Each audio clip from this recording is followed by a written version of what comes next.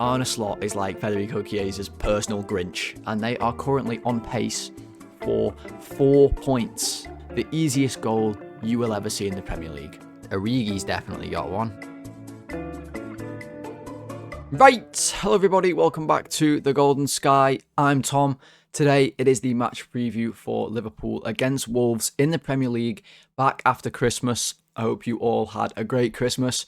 Hope you got some cool things. Hope you had a nice day yesterday. Today is Boxing Day, so I hope you're enjoying that. However, you decide to do so. Today we're going to cover everything you need to know about the Liverpool and Wolves game. We're going to look at both sides. We're going to look at them on the board. I'm going to show you some clips of Wolves. And I've even got a fun quiz at the end in the Christmas spirit. Let's get into it. All right, so as we usually do with the previews, we're starting off with my predicted Liverpool 11. And in this game, there's not that many players to choose from, guys. So let's just read the team that I've got on the board here. We've got Alisson in the goal, Frimpong at right back, Konate, Van Dijk centre backs with Kirkus at left back. In the midfield, I've got Gravenberch, Curtis Jones, and Alexis McAllister. And then a front three of, hear me out on this one, Federico Chiesa, Hugo Ekitike, and Florian Wirtz. Now, okay, I know you're all thinking, oh my god, Chiesa is alive, and he is alive, and I am predicting him to start in this game. Is that a mental thing to do? Possibly, it very much could be. However, we do only have 11 first-team players available for selection for this game, I think. Now, the only other one who's definitely fit outside of these 10 outfielders is Andy Robertson at left back. And I think Kirkus will start over him, given his decent form of late, some of his better performances for Liverpool, and the fact that it's been a week since we last played, so Kirkus should be fine to play. Now, maybe there's a world where Robertson starts at left back because we're playing Frimpong at right back, and he wants to maybe be more defensive. That maybe is a possibility. I think he goes with Kirkus in this one. Now, Frimpong's at right back because Conor Bradley obviously got injured against Tottenham, although Slot did say he may be in the squad. He said he was 50-50. He didn't train at any time this week. He will train today, apparently, or will be involved at some capacity, and he might make the squad. He also said that Cody Gakpo isn't too dissimilar to Conor Bradley. So that means maybe also Gakpo could be in training today. Maybe he's a little tiny bit further off than Bradley is. But who knows? So that would mean that Chiesa would be the only attacker we have left to start with, obviously, let's go through some of our issues. We've got Szoboszlai suspended. That's the glaring issue here. He's suspended for this one. Too many yellow cards. Salah is obviously at AFCON. And then our injury list is Bradley and Gakpo, that I've already talked about, who may be fit, but definitely out. We've got Isak, Endo, Gomez. Who else we got? Even Leone, if you want to count him as a senior player, all out injured. So it's not looking good. We're down to the bare bones at Christmas here, to be honest, for Liverpool. So it might be a Christmas miracle for Federico Chiesa, a little late present for him. He might actually start a game for Liverpool in the Premier League. Now, if he does start in the Premier League, the interesting thing to me is then how we'll set up with him in the team. So on the board, I've got it right now in what we played mostly last year. It's sort of the 4-3-3, 4-2-3-1 sort of hybrid formation that we also played at the start of this year. And I've got it like that because we've been recently playing the Diamond, and I think it's actually been better for us, the Diamond, but that's something we can do in this game, but I'm not sure that he'll go with that. I think he'll put Chiesa on the right wing, and he'll put Wirtz on this left wing. Now, I don't really want him to do that, and I'll show you what I would want him to do in a second, but this is what I think Slot will do. I think Kirkus and Wirtz have formed a decent partnership, better than Gakpo and Kirkus have so far. On the left-hand side, we saw it against Spurs when Wirtz was moved wider to help spread Spurs apart when they had the 10 men. I think that was a good move. Now, I also don't want to see Wirtz on this left wing the whole game. I don't want to see him touching the touchline a lot. I want to see him inside. So that's another problem I have with this 4-3-3. As long as Wirtz isn't too wide, I'm okay with it, but I don't want him starting position. I don't want his starting position to often be right on this touchline. So, How I would line up with it would be to go with the diamond. So I would use Gravenberch as the pivot. I would put Jones wide left, McAllister wide right. I'd move Wirtz to number 10. And then I would go Ekitike and Chiesa up front. And I'd roll with the diamond like that, as simple as can be, really. And then in build-up, obviously, you can bomb Kirkes on for your width. You can bomb Frimpong on for your width. I think that's perfect for the diamond, these two fullbacks. You can put Ekitike up front with Chiesa. You can drop Wirtz in number 10. You can have Gravenberch and you can have McAllister. And then you can do what we have been doing, where we do our sort of 3-man at the back link up with Jones coming in as that third defender. And I think this works really well against Wolves. I mean, we'll talk more about Wolves later, but I think this works well. What I think we'll actually end up seeing is a lot of Wirtz out wide, Chiesa out wide, McAllister probably joining the attacks. And then I think, to be honest, in this game, we might even just build up with 2 at the back. I think we'll back ourselves against Wolves, and we'll put Jones further forward with Gravenberch. So there's lots of different options of how we could maybe set up with this. But we definitely won't have Alexander Isak. So he is apparently going to be back for the end of the season. That's something Slot did say in his presser. And he spoke about this a little bit. So he said it's difficult for him to obviously be out injured. He said it's unlucky as well. And he did mention that, it's unlucky because when he joined, obviously he had the whole thing with Newcastle, and he said it would have been impossible for him to be at his full level, given he had 3 or 4 months with no training. And you have to take that into account. Like, we've criticised Isak a little bit for maybe his slow start to life at Liverpool. Maybe the expectations were really, really high, and he hasn't hit those especially. But he was certainly coming into form more. The West Ham goal, the Spurs goal, they were more Alexander Isak type goals. Instinctive, good finishes. He was definitely showing improvement, and that comes with the match fitness. The real shame that he's got that injury. But that said, with this 11 on the pitch, it's going to open the door a lot for some young players, you would think, to maybe be subbed on in this game. So one of those young players is obviously Rio Ngamoa, who we saw a lot at the start of this season, and then we didn't see for a little while. Now, I think that was possibly down to the fact that we were so poor for a little while there, and we were losing every week. You don't really want to bring youngsters on in that type of environment. It's not the best for them to grow in. So I think that was part of the choosing to not really play him, but he's one who could see minutes in this game. Trainioni could also see minutes in this game. I imagine Robbo will come on, but outside of him, it's going to be those two. I mean, if Bradley and Gakpo make the bench, that's a possibility. I suppose that they will come on, and we won't see the youngsters. Calvin Ramsey might make some game time. Who knows? Honestly, guys, at this point, I wouldn't be surprised if the team comes out on Saturday and we have Cody Gakpo instead of Federico Chiesa. That would really not surprise me at all, because Arne Slot is like Federico Chiesa's personal Grinch. He really is. But we have been improving of late. That's something we can certainly say. We have definitely been improving. And the stats sort of back it up. We're actually 3rd in the form table in the Premier League over the last 5 games. Whether you believe that or not, it's the truth. Only Villa and I believe it's City are above us in the form table. Could be Arsenal. Villa are definitely 2nd in the form table. Can't remember who is top. Doesn't matter. Anyway, point is, we're 3rd. We're unbeaten in 5. We've got Wolves at home. We'll talk about them later in a second, like I said. But they are, I mean, for want of a better word, they are shit. So we want to make it 6 unbeaten here in the league. Want to get another win under our belt. And we're going to do that with the ways that we have been. So we're actually 1st in possession so far still this season, 61%. 7th in XG, that's ticking up nicely. 6th in big chances. 4th in big chances missed. So we're creating a lot of chances. That is, we certainly have been seeing that as well. I think we've been a bit better in our attack, a bit better in our build-up, a bit better to be able to make chances. We were really, really poor for a little while there. 3rd in touches in the opposition box. But not only that, but our defending is improving as well. We are 4th best for expected goals conceded. So we should, in theory, have conceded the 4th least goals this season. Now, the set pieces are not helping us there. We'll talk about that in a second. We're 19th in interceptions and 19th in tackles, which sounds very bad, but that shows that we don't really have to do a lot of defending all that much. Now, maybe you want your interceptions to be a little bit higher, but we're not having to do a lot of defending in games.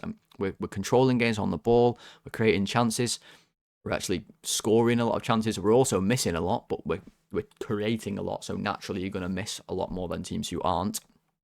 The problem that we have is set pieces. It's a massive problem this season, and Slot was asked about this in the presser as well. Now, something he spoke about, which was really interesting, was that we're actually the only team in the top half of the table, the entire top half of the table, to have a negative set piece score. That means where we've conceded more than we've scored, obviously, if you think of it like that. And we're not only the only team in the top 10 to have a negative set piece score, but our set piece score is actually -8 in the league. -8. So we have conceded, I think it's 11 goals from set pieces. And Slot has somehow, this is Slot's numbers, not mine, I must say. So if you want to fact check me, you're fact checking on a Slot. But -8. He did say that it is impossible to finish top 4 if your set pieces remain this bad for the whole season. Not really what I wanted to say, but he did say, you know, we are level on 4th, so it shows how good we are elsewhere. And it's a fair point from him to make. It's a fair rebuttal for him to make, I think. He did say that we're also first in open play chances created, something I was not aware of. So there we go. We are apparently first in that stat, which means we are actually creating from open play the best in the league, obviously, which is a surprise to me, given how poor we were for a long time at transitioning the ball from defence to attack. We were shocking at it for a while, but we're certainly improving. We're certainly getting better, and Wolves is going to be another opportunity to build on what we have been doing, even with a slightly depleted squad, or very depleted, depending on how you want to look at it. One extra thing I wanted to say before we go and talk about Wolves is that Diogo Jota's kids will be mascots in this game. Obviously, first time we've played Wolves since his passing. Obviously, Wolves a former club of Jota's as well, a legend at both clubs, really. Obviously helped Wolves with their promotion in the first couple seasons in the Premier League. And I think he's pretty adored by their fan base as well as he is ours. So I imagine there will be some touching moments there at the start of the game. I imagine the 20th minute will be particularly touching in this game as well. So nice touch there going into this one. Should be a tearjerker for sure, absolutely. But that said, let's get Wolves on the board and have a little look at them, because this is an interesting team at this point in time. Let's get them on the board. Okay, so Wolves' 11 then, in my opinion, predicted. It's very difficult to predict this team, but I think they'll go with Jose Sarr in the goal. Even the goalkeeper's hard to predict. They could play Sam Johnston. They really could. Do not scratch your eyes. That is Doherty at right wing back for Wolves in the year 2025, almost 2026. How that's still happening is beyond me. The back three, Mosquera, Bueno and Krejci, with Wolfer at left wing back. In front of them, in the midfield, it'll be João Gomez, I've spelt his name wrong, excuse me, and Andre. And that is the Andre that we were linked with for a little while, who when he played in Brazil for Fluminense. I don't know how serious that ever was, but he is at Wolves. Lopez and Hwang will be the sort of attacking wingers in that midfield, and then Strand Larsen up front. Now, if I just read that team out to you, and your response was, who? I don't blame you. There are some mental players in this Wolves team, and they are a mental side. They really, really are. I mean, Hwang has scored against us already before for Red Bull Salzburg, back when Haaland and Taki Minamino were playing. Also, there was a fella called Dominic Soboslai playing in that team. Interesting side they had back then. But he's now playing for Wolves, and they are currently on pace for 4 points this Premier League season.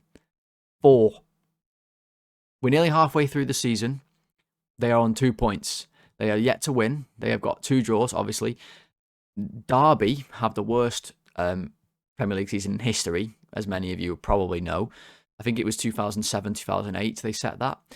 They got 11 points that year. So if Wolves continue at this rate and end up on 4 points, they have obliterated that record. They have obliterated it, but surely they have to pick up a win at some point.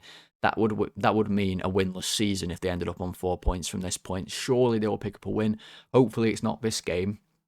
But They have only scored 9 goals this season. Wolves, this will be match 18 for them. 9 goals. They have conceded 37. So if you do a little bit of quick maths on that one, they are scoring half a goal a game and conceding about 2 a game, which means they are getting beat every week, basically, is what that's showing you. And you don't need to be a football genius to see that one. Rob Edwards is the manager. He used to manage Luton in the Premier League, if that name is familiar to you. And he said after the loss last week that the players are struggling with confidence. Thank you, Rob, for that one. And it is difficult to tell the players to believe in themselves. Because at this point, the confidence is so low, you can imagine they're not going to just simply be able to do that. Strand Larsen up front for them was booed by his own fans after he missed a penalty against Brentford. He's linked with a move to West Ham in January, who are also a relegation candidate this season. It's really, really bleak at Wolves right now. It really, really is. They are, I mean, let me hit you with some stats for them as well. They are 19th in expected goals, 20th in shots on target, 20th in big chances missed. First, but inaccurate long balls. They are good at hitting the ball long, but they are not good at basically any other attacking metric. 17th touches in the opposition box. They basically are horrendous at attacking. And then defending not much better. 3rd worst expected goals conceded and 1st in fouls per games. They foul the shit out of you. They concede loads of goals and they don't score many. It's not going very well for Wolves at the minute. They are very, very low on confidence. And I'm going to show you some clips in a second now, just to highlight some of their recent games, and some of the defending is genuinely astoundingly bad. So let's take a little look at that. I imagine in this game, they will just put loads of players behind the ball and try and defend. But let's have a look at how they've defended at home recently. So these are a couple of their last home games, and I'll point out just how poor they really are. Although, to be honest, you don't need to be a football savant to see the weaknesses in this team. Okay, so this is Wolves against Brentford at home for Wolves here, and it's just going to be the 2 goals that Brentford score, because I just genuinely don't know what Wolves are doing. I watched these this morning and I do not understand what they're doing at all. Here we see Brentford on the ball, no pressure on the ball at all from Wolves. They aren't. It's 0-0 at this point, so things are going okay. Second half, you can see the setup that they're sort of in this sort of. It's sort of a 5 at the back. Doherty's jumped out. They've got 3 in the midfield and then the 2 up front. That's, what they're going with. It's a bit skew-if, but it's okay. But a long ball just comes forward. It's not the best long ball in the world. I think it's from Jan Elt. He's going for Thiago. It's not the best ball. Now, it actually goes over Thiago's head, but it also goes over Santiago Bueno's head, who just legs it out of defence and misses the ball completely. I don't know what he's doing. They let the ball bounce in the middle. And then Krejci, who I don't know much about Krejci. I'll be so honest with you guys. He's a new entity to me this season. And from what I've seen of him, I'm not, he's not blowing my socks off. He lets this ball bounce over Bueno's head. But then he just completely misjudges the flight of the ball. It bounces over his head. This is like Sunday League stuff. It really is. The ball bounces right over his head. Lewis Potter cannot believe his luck. He just volleys it in the net. As simple as that. And that was a goal. I mean, it was as simple a goal as it can possibly be. And Wolves let it go in. And from that point, they just collapse, really. Here, I don't know where they are. I don't know where their team has gone. They lost the ball in the midfield. And all of a sudden, they've got 3 defenders back and nobody else. I have no idea where the players are. But Brentford somehow have a 4v3 after winning the ball about here a second earlier. Damsgaard comes onto it. He plays the ball into Lewis Potter, who's about to score, by the way, his second of the game. No one's anywhere near him because they've got no players back. The ball just goes straight back out to Damsgaard. Nobody then turns to look at Lewis Potter. I mean, nobody at all. Maybe he goes Harry Potter and puts the invisibility cloak on because no one picks him up. It comes into him. He volleys it in the net again, and it's 2-0. And that was the game gone. And they were shocking in this game. They missed a penalty after this. These goals are so poor. But there's another game where they're arguably even worse goals conceded. This is United a couple of weeks ago. They lost this game 4-1 at home. Now, this is Andre on the ball. I have no idea what Andre is doing here. I don't know how much time he thinks he has. I don't know I don't know if his battery's died. Who knows? But Casemiro just runs up behind him and just robs him with the ball. He spent genuinely 10 seconds on this ball before he got tackled. He gets tackled. It goes to Matheus Cunha, who I bet they're wishing they had him back right now. And he is one-on-one with the defender. Where Sam Johnston has been, I don't know. Why is he here? I really don't understand his positioning at all. Cunha waits for Bruno Fernandes. It's now a 2v1. Once again, I'm left asking where is Wolves' defence? I have no idea. Cunha passes it to Bruno Fernandes, who actually like sort of slips over. It's a bit of a bad ball. It's a bit bobbly. They get defenders back, but still, somehow, Bruno Fernandes is able to hit this ball through the goalkeeper and into the net. I have no idea how. Next goal. Now, United on a transition, but not a particularly fast, dangerous one.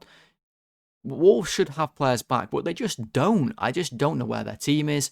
Bruno Fernandes easily plays this one to Cunha. Cunha gets onto the ball. Dalot, you can see, he's making that run. Wolves are so high randomly, but also not in anywhere near a position to run back. And also, I don't know where on earth this fella's going, but Dalot can just run straight past him. His other two mates are playing him well onside. Cunha has the easiest pass of his life. He just plays this one through. Dalot runs through. Sam Johnston comes out his goal. He's nowhere near it at all. The ball just goes across to Mbeumo, and he just taps it in the empty net for the easiest goal you will ever see in the Premier League. Except maybe this one. This is like a training ground drill. It genuinely really is. This is Bruno Fernandes, who, whatever your thoughts on Bruno Fernandes are, you can't dispute. He's quite a good footballer. And if you give him time on the edge of the box, he can hurt you. Now, this is an absolutely astounding amount of space to give to Bruno Fernandes on the edge of the box. Nobody is in any rush to close him down. Mason Mount is alive to the situation, and he makes a run into the box. Bruno Fernandes crosses the ball in, and Mason Mount just ghosts in completely on his own. No Wolves player anywhere near. They're all just walking, all of them. This fella wants offside. It couldn't be further from offside. So does this fella. He also wants offside. It's not offside at all, not even close. Mason Mount just pops it in the net. It's genuinely like a training ground goal. They lose this game 4-1. The last one was a penalty. 3 of the worst goals you will ever see. I want to see Hugo Ekitike, Florian Wirtz feasting in this game. Maybe even Federico Chiesa, because the defending from Wolves is so poor. Right, let's do Super 6, and then we'll finish off with the little quiz at the end, like I said. Alright then everyone, Super 6, let's get this one done and dusted. So Arsenal against Brighton and Liverpool against Wolves. You're going to go with home wins in both of these, I imagine. Wow, clean sheets across the board from the pundits there. Arsenal, yeah, they probably get a nice comfy win here. Let's go 2-0. And Wolves, Liverpool, I'm going to go 3-0. I'm going to really back Liverpool on this one. It's time to get a nice convincing win, I think, at home again. Brentford, Bournemouth, that's quite an interesting one. Draw, most likely choice there. Bournemouth on a bit of a bad run. I fancy Brentford, weirdly, so I'm going to go 2-1 there. And then Everton, Burnley. I mean, Everton have been on a bit of bad form as well, but Burnley are shocking. I'm going to go 2-1 to Everton away. And then West Ham, Fulham and Chelsea v Villa. This has got draw written all over it, 1-1. And then Chelsea Villa. There's goals in this, definitely. I agree with the sort of goals the pundits have said down here. What do people reckon? Pretty split. I'm going to go 2-2. I quite fancy a 2-2 in that. Maybe some more Morgan Rogers magic in that one. 5th minute for the golden goal. Let's see if we can get lucky this week and go on to the quiz to finish off the video or the preview. So what I thought might be quite fun to do on the previews, I'm always looking to add new things, and if there's anything you guys like or don't like or want adding to the previews, please do comment down below what you want. And I thought it might be fun to do a little Sporcle quiz relating to the fixture that we're playing, whatever that fixture might be. So here we've got Liverpool goal scorers against Wolves, every Liverpool player that's scored against them since 2004. So we'll see how this goes. 22 to get in 5 minutes. So let's just see how it goes. And if you like this type of thing, I can do more. I can do full videos on Sporcle quizzes if you want. But let me know. Comment down below. So let's give it a go. Play quiz. Here we go. So, I mean, we're going to guess Mo Salah straight away. He's got 4. Mane, the other one, with 4. Okay. What about Firmino?